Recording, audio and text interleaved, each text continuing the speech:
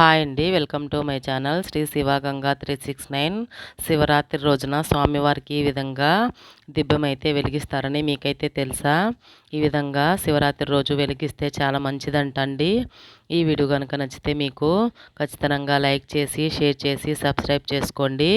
దిబ్బెం వెలిగించడానికైతే ముందుగా కుండనైతే తీసుకొని ఈ విధంగా పసుపు రాసేసి దారం అంతా చుట్టేసి కుంకుమ విభూది బొట్లు అయితే పెట్టుకోవాలి. ఇందులోనే ఆవు పిడకలతో చేసినటువంటి ఆవు పిడకలు అయితే వేసుకొని ఆవు నెయ్యి కూడా అయితే వేసుకొని నాననివ్వాలి పిడకలు అనేటివి. మధ్యాహ్నం టైంలో అయితే ఈ ప్రాసెస్ అంతా చేసుకున్నామండి.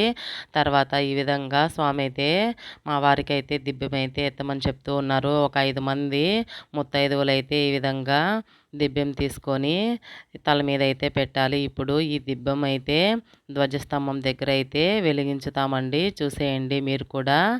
ఈ విధంగా శివాలయంలోనే ధ్వజస్తంభం దగ్గరికి వెళ్ళేసి 9 చుట్లు కానీ 11 చుట్లు కానీ అయితే తిరిగి అక్కడైతే పెడతామండి.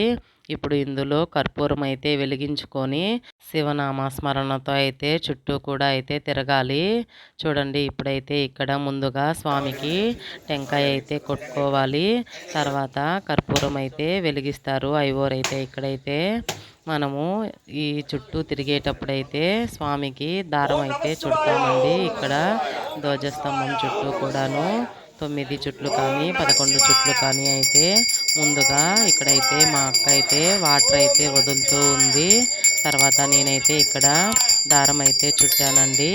ఈ విధంగా ముందుగా దారం అయితే ఫస్ట్ కొద్దిగా అయితే ముడి వేసుకొని 9 చుట్లు కానీ 11 చుట్లు కానీ అయితే తిరగాలండి.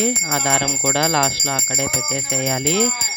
ఈ విధంగా చాలామంది పిల్లలకు పుట్టు వెంట్రుకలు తీపిచ్చేటప్పుడు కూడా అయితే ఈ దిబ్బెం అయితే ఎత్తుతారంట. ఈ విధంగా శివరాత్రి రోజున కూడా అయితే ఎత్తుతారండి దిబ్బెం అయితే.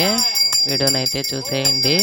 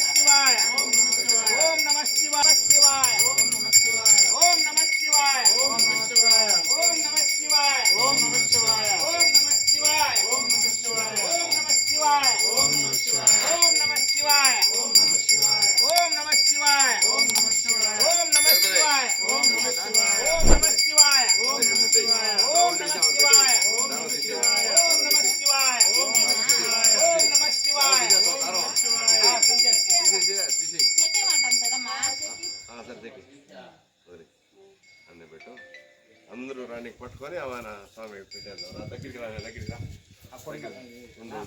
పెట్టాలా రండి అందరు తగలదు మా ముందు. ఓం నమః శివాయ. హర హర మహాదేవ్.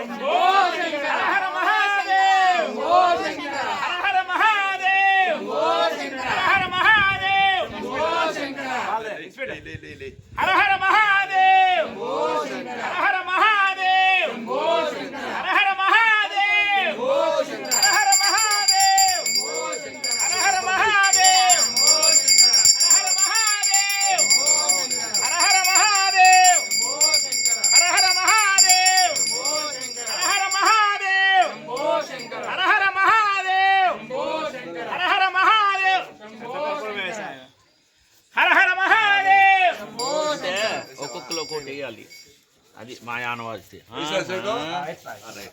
ఏమనుకుంటే వీరేశారు మందులో సరే. దీపు